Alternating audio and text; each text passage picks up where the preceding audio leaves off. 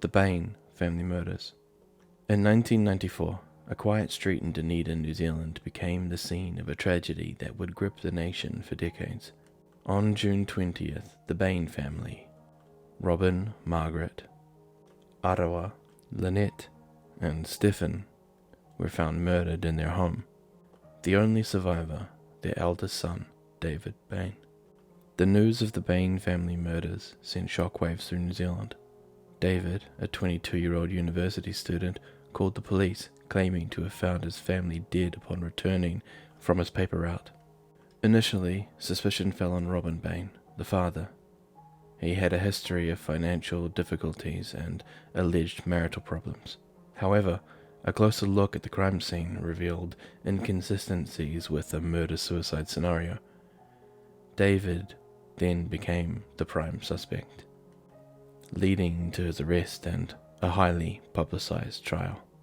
The prosecution painted David as a manipulative and calculative individual, highlighting a cryptic message found on the family computer, which read, "Sorry, you are the only one who deserved to stay." Despite David's claims of innocence and his alibi, the jury found him guilty of all 5 murders. He was then sentenced to life imprisonment with a minimum non-parole period of 16 years. David Bain's case captured the public's imagination. Supporters questioned the police investigation and the lack of forensic evidence linking him to the crime scene. Furthermore, Robin Bain's dark past, including allegations of sexual abuse within the family, were not fully explored in the first trial. A campaign for a retrial gained momentum, led by the businessman Joe Karam. In 2007, a significant development occurred. The Privacy Council, New Zealand's highest court appeal, overturned David Bain's conviction. They ruled that the original trial unfairly excluded evidence suggesting Robin Bain may have been responsible. A retrial was ordered, focusing heavily on the possibility of Robin being the perpetrator. The retrial in 2009 was a media circus. New evidence, including the potential for Robin to have staged his own suicide and ballistic reports raising doubts of the original timeline, was presented. Ultimately, the jury acquitted David Bain on all charges. He had spent 13 years in prison for a crime he did not commit. The Bain family murders remained a national talking point in New Zealand. The case exposed issues with the justice system and complexities of family dynamics. While David Bain was ultimately acquitted, the tragedy claimed 5 lives and left a community forever scarred.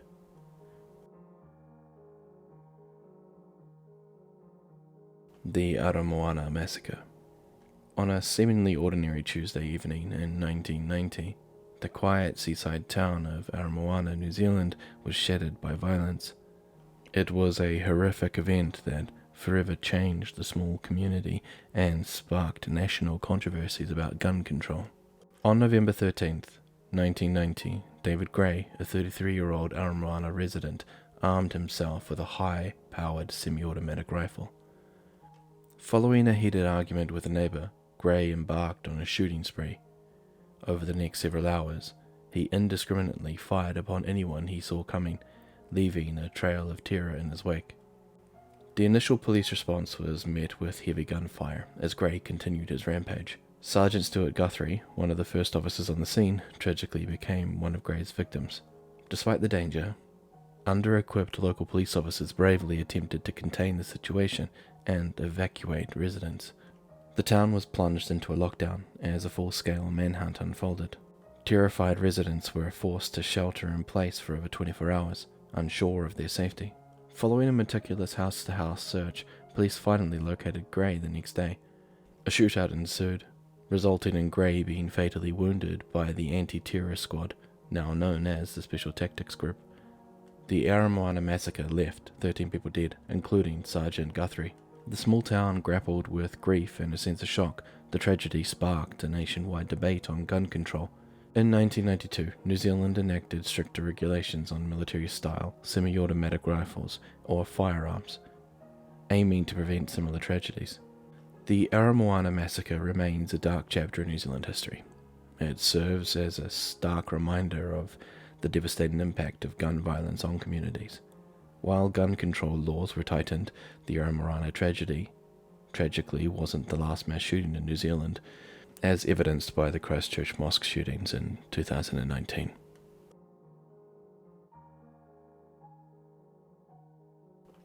The unsolved crew murders. The rolling hills of Pukekohe, New Zealand were forever scarred in 1970 by the unsolved murders of Harvey and Jeanette Crew. This case contains a wrongful conviction and a lingering question that continues to plague New Zealand's justice system. In June 1970, Harvey and Jeanette Crew, a young farming couple, vanished from their Pukekohe farmhouse. Their worried neighbours alerted Jeanette's father, who found the house ransacked and bloodstains on the floor. Most disturbingly, their 18-month-old daughter, Rochelle, was left alone and unharmed in her cot. The discovery sent shockwaves through the close-knit community. The police investigation quickly focused on Arthur Allen Thomas, a neighbouring farmer with a strained relationship with the Crews. Despite a lack of concrete evidence, Thomas was arrested and charged with the murders. The trial was marred by controversy.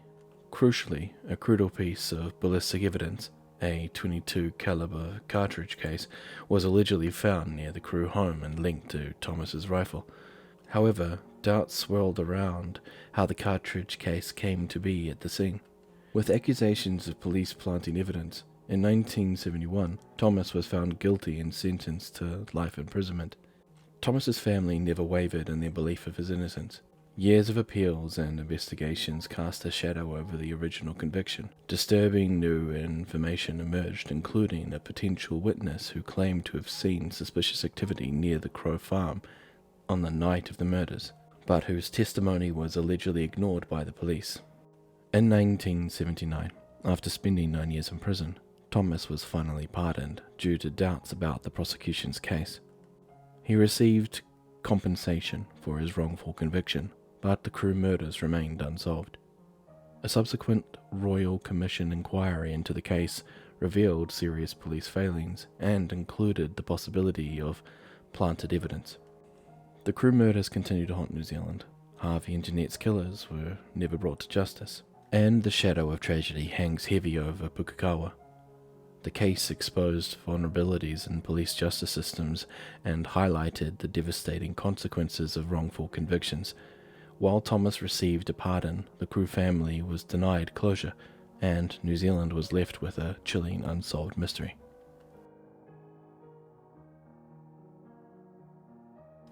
The unresolved disappearance of Heidi Charles, a Rotorua mystery. The festive cheer of New Year's Eve 1976 in Rotorua, New Zealand, masked the chilling reality for the Charles family. 36-year-old Heidi Charles, a mother of two, vanished without a trace amidst the throngs of holidaymakers. This is a case that continues to baffle investigators and haunt loved ones, nearly 5 decades later. Heidi originated from South Africa. She had immigrated to New Zealand with her husband Robert just 7 months prior. On that fateful day, Robert dropped Heidi off in Rotorua's bustling centre for some shopping, expecting her to return to their camper van parked on Fenton Street within the hour. She never did. The following days were a blur of frantic searching and desperate pleas. According to RNZ, Robert, under immense pressure, appealed to Heidi through the Rotorua Daily Post to return home. However, there were no signs, no calls, no activities on her bank account, and her passport remained unused. The investigation, as detailed by Radio New Zealand, faced a significant hurdle. The sheer number of people in Rotorua that day, despite 2 possible sightings, one in a clothing store and another in an outskirt of town, no credible leads emerged.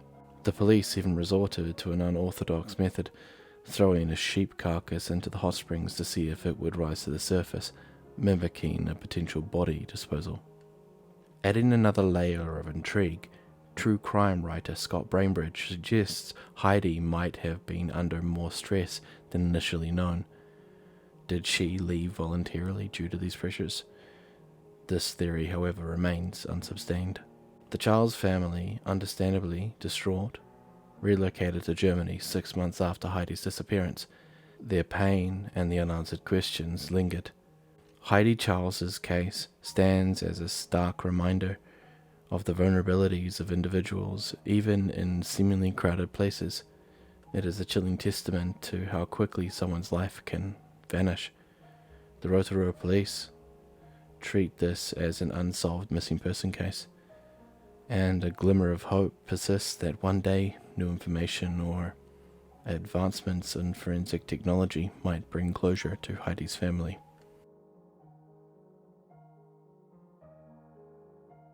Inside the Parker and Hume murder case. Christchurch, New Zealand, 1954. A seemingly idyllic city became gripped by a crime that shattered its serenity. The brutal murder of Honora Reaper by her own teenage daughter, Pauline Parker, and her best friend, Juliet Hume. This is the story of the Parker-Hume murder case, a saga of obsession, delusion, and a crime that continues to fascinate and disturb in equal measure. Pauline, 16, and Juliet, 15, were inseparable. They shared a vivid fantasy world, fueled by a love for writing and a belief in a fictional land they called the Fourth World. Newspapers of the time, like the press, reported on their eccentric behavior, their fascination with the occult, and their shared ambition to become famous writers. Pauline's mother was viewed with increasing hostility by the girls. They saw her as a barrier to their all-consuming friendship. According to court documents, tensions escalated when Honore threatened to separate them by sending Juliet away to boarding school. On June 22, 1954, the unthinkable happened. Armed with a brick and a stocking, Pauline and Juliet bludgeoned Honore to death in Christchurch's Victoria Park. The brutal act sent shockwaves through the nation. The Christchurch City Library's archives provides digitized newspaper articles from the era detailing the public's outrage and the extensive media coverage of the case. The trial that followed was a media sensation. The defense argued insanity, citing the girls' elaborate fantasies and their apparent detachment from reality. Psychiatrists presented conflicting opinions, with some supporting the insanity plea and others believing the girls were fully aware of their actions. Ultimately, the jury found Pauline and Juliet were guilty of the murder. Their young age saved them from the death penalty, resulting in a sentence of detention during Her Majesty's pleasure. Essentially, an indefinite imprisonment. The Parker-Hume case continues to resonate in New Zealand's cultural memory. Filmmaker Peter Jackson made a movie in 1994, Heavenly Creatures, a fictionalized account of the events, which renewed attention to the case. While the film sparked discussions about the girls' motives and mental state, it also attracted criticism for its portrayal of their friendship. The Parker-Hume case raises profound questions about the nature of obsession, the influence of fantasy on reality, and the lengths to which some might go to preserve a perceived haven. While Pauline and Juliet were eventually released after serving several years, the case continues to be a chilling reminder of the darkness that can lurk beneath the surface of seemingly ordinary lives. The disappearance of Ben Smart and Olivia Hope.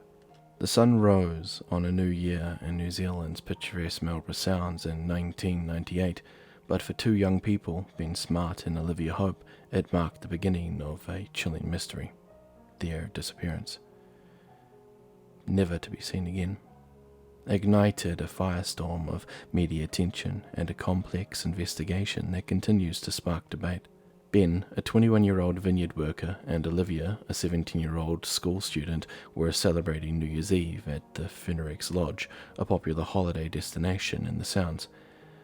Newspapers of the time, like the New Zealand Herald, reported on the festive atmosphere, with hundreds of young people enjoying the festivities.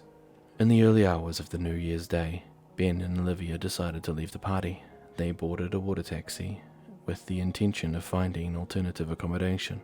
The last confirmed sighting placing them with a stranger on a yacht, a man who offered them a place to stay. Ben and Olivia failed to return home or contact their families. Alarm bells started ringing. A desperate search ensued, with police scouring the sound by air, land, and sea. The public watched with growing concern, documented in news footage from the era. Within a few months, the investigation turned towards Scott Watson, a local bodie. Circumstantial evidence, including scratches on his yacht and microscopic hair fibers found on board, linked him to the missing pair. Despite the lack of a body or definitive proof, the prosecution relied heavily on these elements and witness statements, describing past comments by Watson suggesting his violent tendencies. The 1999 trial was a media circus.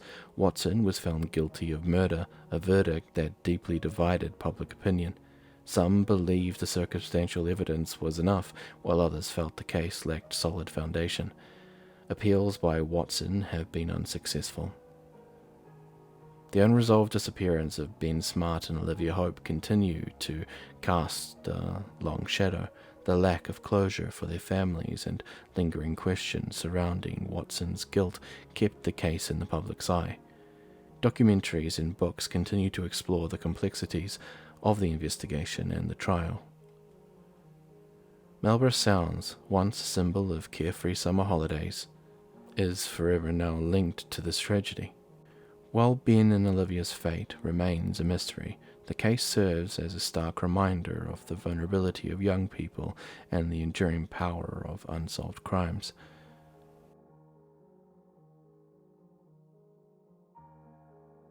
The Lundy Murders and the Battle for the Truth.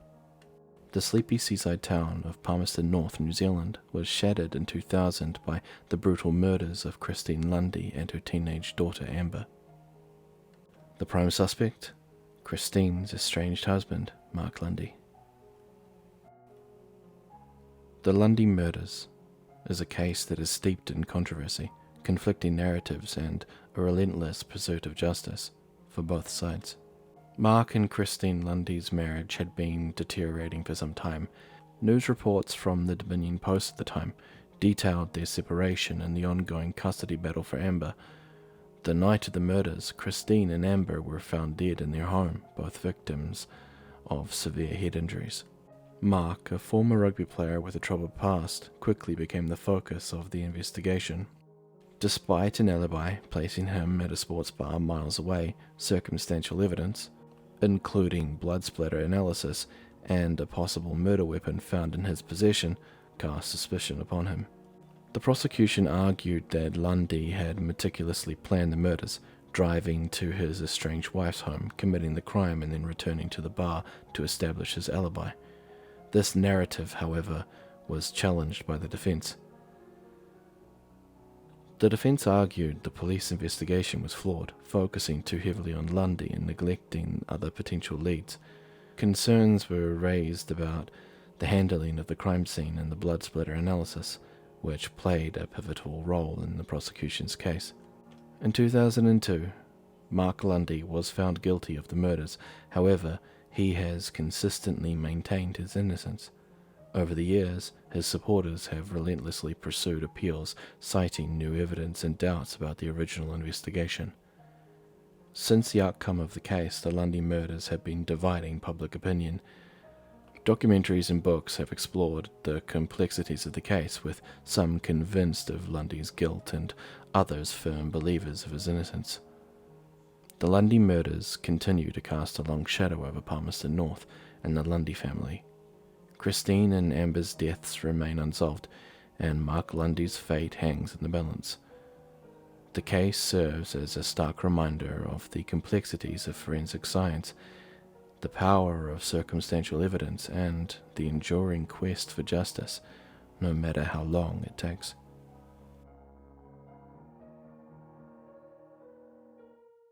The unsolved disappearances of Point Chevalier. New Zealand's idyllic image is often marred by unresolved mysteries. The Point Chevalier disappearances, a series of unsettling vanishes that plagued the Auckland suburb in the 1970s, stands as a chilling testament to this reality. Multiple young women vanished without a trace, leaving behind a trail of unanswered questions and a community grappled with fear. The first disappearance to raise eyebrows was that of an 18-year-old Joanne Heather. In 1971, she vanished from Point Chevier Beach, leaving behind her belongings. News reports from Auckland Star at the time documented the growing unease as more and more young women went missing. Jeanette Amelia Miller in 1975 and Teresa Cormack in 1979. These disappearances shared a haunting similarity. All three women were last seen at the Point Chevier area. The Auckland police launched extensive investigations into each disappearance, however, no concrete leads emerged. Theories swirled, with some suggesting a potential serial killer operating in the area, while others explored the possibility of the women left on their own accord. The lack of answers fueled public anxiety. Parents became overly cautious, and Point Chevier Beach, once a vibrant hub, took on an ominous air. Documentaries produced in recent years explore the impact on the community and the enduring pain felt by the families of the missing women. Despite renewed interest in the case, the Point Chevier disappearances remain unsolved. The Auckland police files are likely to hold details of the investigations, but privacy concerns may restrict access. The Point Chevier disappearances serve as a chilling reminder of the vulnerability we face. Even in seemingly familiar surroundings, they highlight the complexities of missing person cases and the enduring power of unresolved or unsolved disappearances. While the hope for answers may fade with time, the stories of Joanne Heather, Jeanette Miller, and Teresa Cormack must not be forgotten.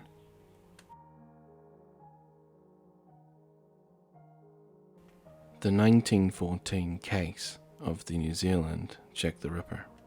The year 1914, the world teeters on the brink of war, and New Zealand, a young nation, prepares to send its sons abroad. But amidst the global turmoil, a different kind of fear gripped the city of Auckland.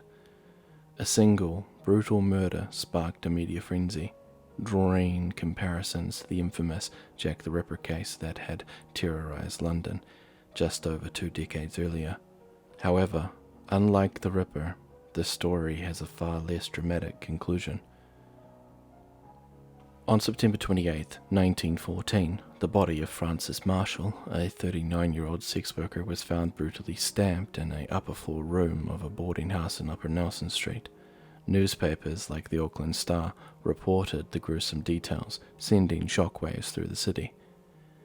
The murder, Auckland's first in 5 years, was particularly disturbing due to its savagery. The lack of a suspect and the similarities in the victim's profession to those targeted by Jack the Ripper in Whitechapel fueled public anxiety. Headlines screamed of a New Zealand Jack the Ripper on the loose. The public, already jittery due to the impending war, became hypervigilant, fearing a potential serial killer stalking the streets. The police investigation, documented in historical archives of New Zealand police, faced an uphill battle. The boarding house was known to be frequented by sailors and transient guests, making it difficult to establish a clear timeline of events. Adding to the challenge, 2 unconfirmed sightings emerged, one of a suspicious man near the crime scene and another of a woman matching Francis's description boarding a ship out of Auckland. However, these leads never materialized into anything concrete. Thankfully, no further attacks occurred. The New Zealand Jack the Ripper scare eventually subsided, likely fueled by media sensationalism rather than a genuine serial killer. Sadly, the case of Francis Marshall remained unsolved, a chilling reminder of the violence that can lurk beneath the surface of seemingly ordinary lives. Looking back, the 1914 Auckland murder highlighted the power of the media to shape public perception. Drawing parallels to notorious cases like Jack the Ripper can escalate fear and create a narrative that may not entirely reflect reality.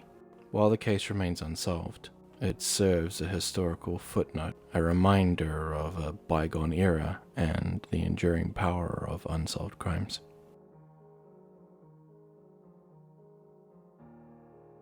The brutal, unsolved murder of Edwin Parker. The verdant pastures of Epsom, New Zealand in 1976 became the backdrop for a chilling mystery.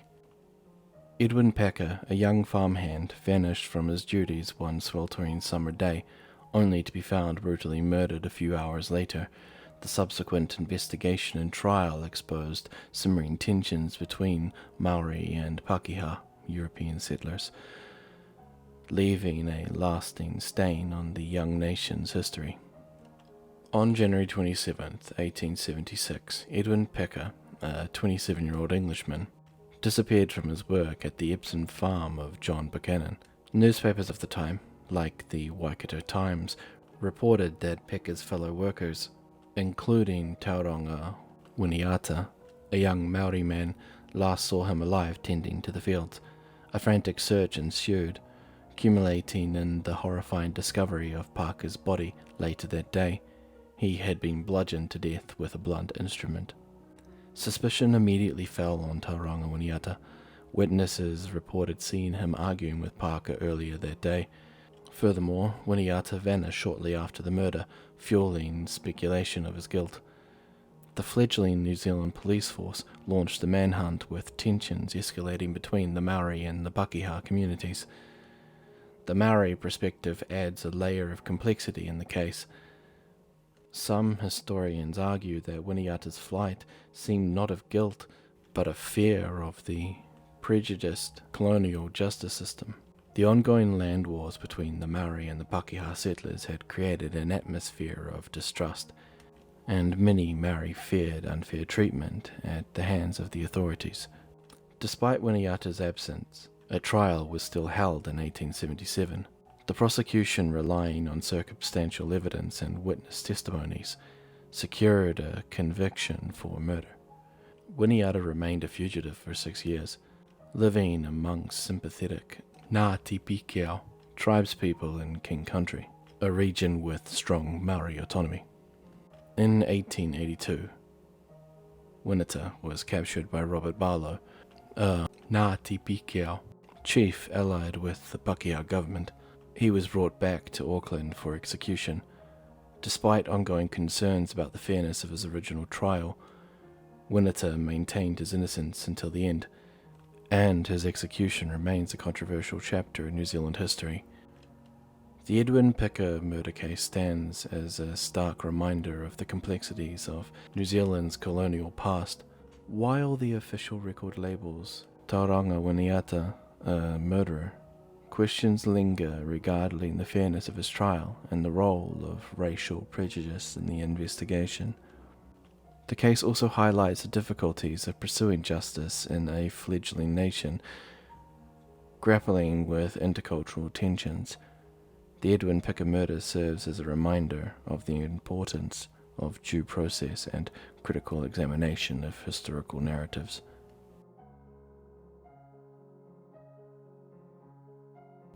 Hello everyone, Grimm here. Thank you for making it to the end of this video. If you liked today's video, please remember, like and subscribe. It really does help the channel out.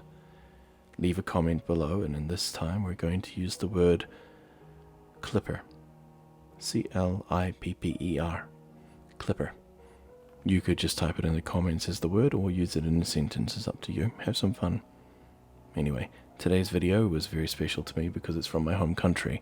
I have done as much research as I can in relation to these cases that I put forward. Some of the information may not necessarily be 100% accurate, and that is primarily because I'm a one-man team and I'm going through everything that I can find in New Zealand. Whilst we do have a pretty intense history when it comes down to things, finding resources can sometimes be a little bit daunting or difficult. But outside of that, again, I hope you've enjoyed today's video. Please remember, like and subscribe, leave a comment, do all those things. And as always, have yourself a good night or day. Be safe wherever you are, and I am Grimm, and I'm, well, signing off.